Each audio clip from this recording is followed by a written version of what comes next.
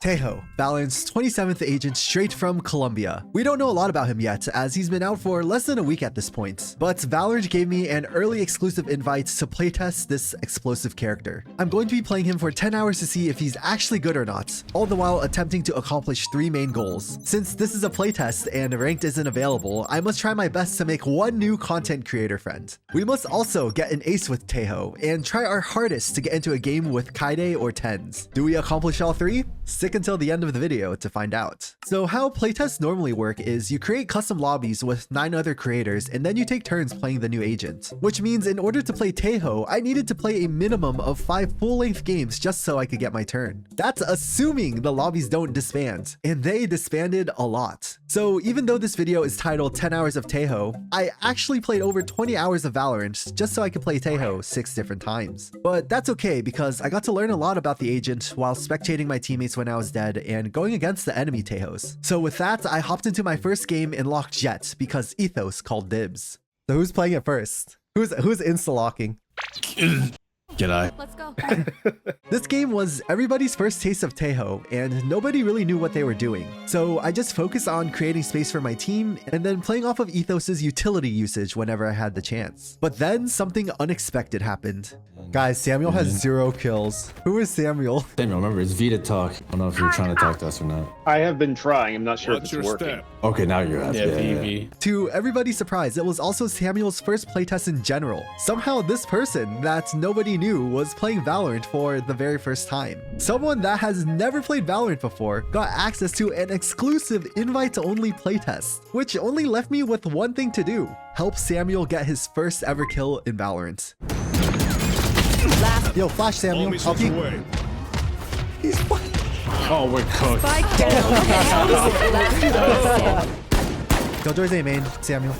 Yeah. Unfortunately, Samuel dropped a donut in his very first game, but then we switched to Fracture, and this happened.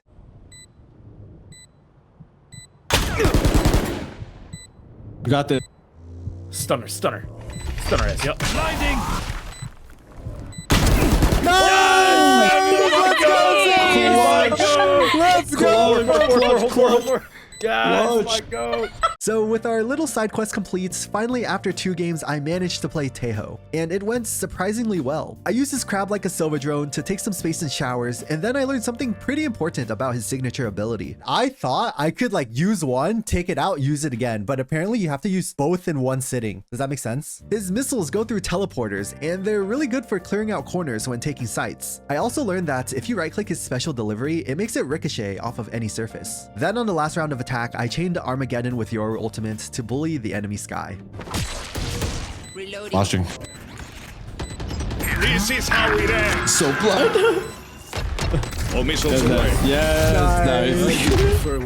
Nice. Give my life the double flash. On defense, we tried to set up a couple more plays with the missiles, but we didn't really have that much luck. So I mostly just used it to delay sight pushes and learn that the crab is invisible until it's really close. But let's pause and actually take a deeper look at what his abilities do.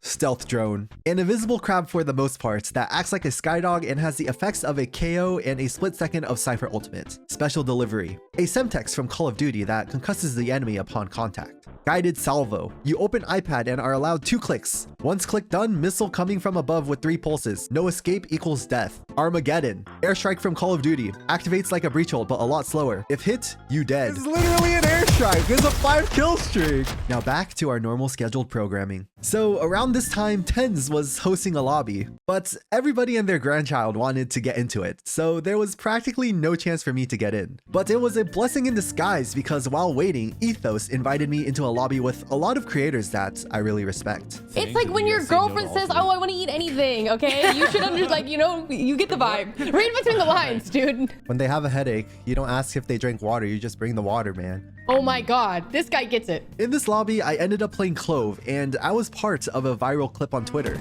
Last player standing. 105 on the Clove. Oh my god. 3. One enemy remaining. Oh my god. Oh my god. After this game, I finally got another chance to play Tejo, and along with Toto, I got to play for the very first time with Melee, Thuggy, and Temet. And in this Lotus game, we destroyed the enemy team on defense. Here's how. In this round, I used my guided salvo to delay an early C push. I then allowed Temet to get into an unpredictable position, all the while successfully baiting for him. While this was all happening, our beloved Pocket KO was waiting to 3-2-1 pop the enemies, and this is how it panned out. Flashing. 3, 2, 1, pop. Flash again. 1, pop again.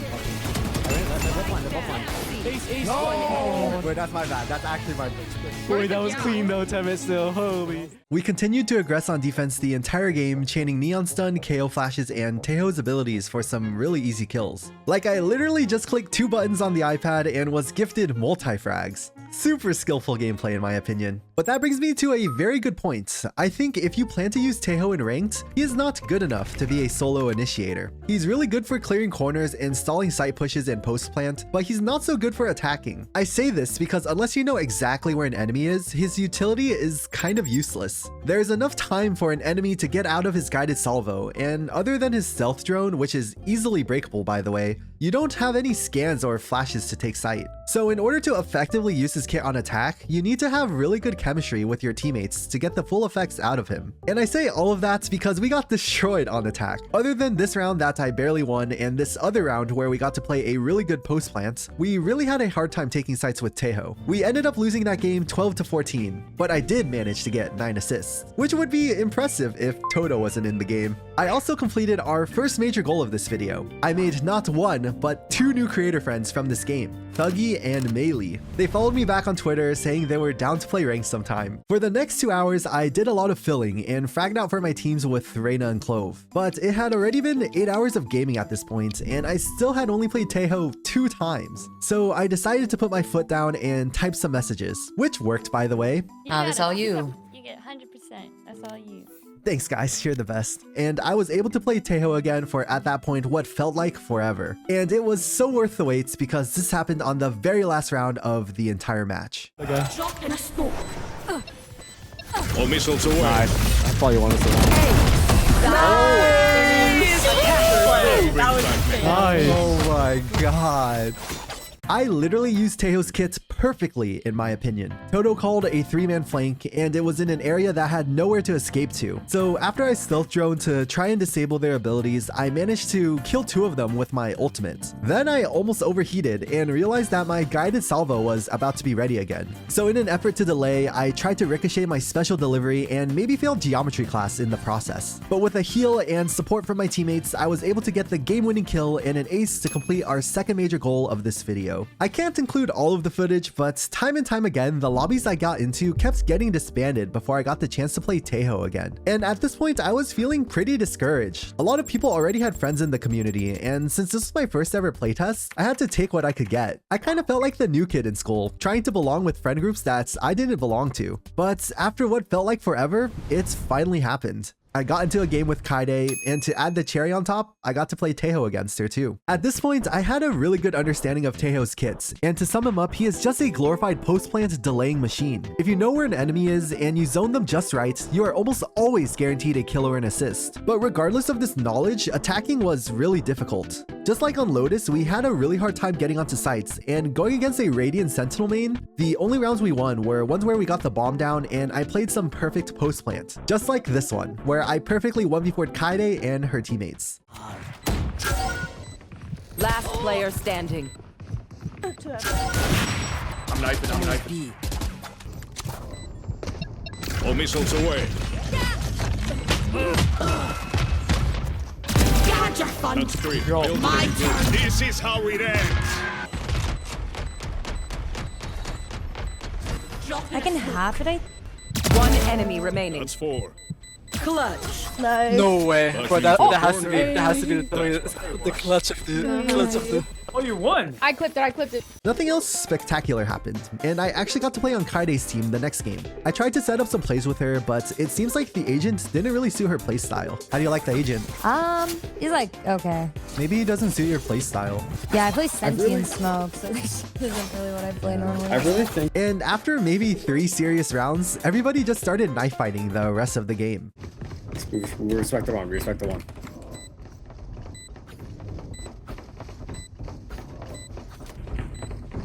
scanning ahead. Found them. You should pay more attention. So yeah, I did play Tejo 2 more times after this and learn how to use his kit in a defuse situation. But after 10 plus hours of playing with, as, and against Tejo, my biggest takeaway from this was all the new connections I was able to make. I got to put myself out there into the universe, in front of a lot of eyes that do not know me, and hopefully you'll see me up there soon with some of Valorant's greatest. Thanks for watching, and watch this video too, where I played Valorant using my mouse to aim with my non-dominant hand for 100 days.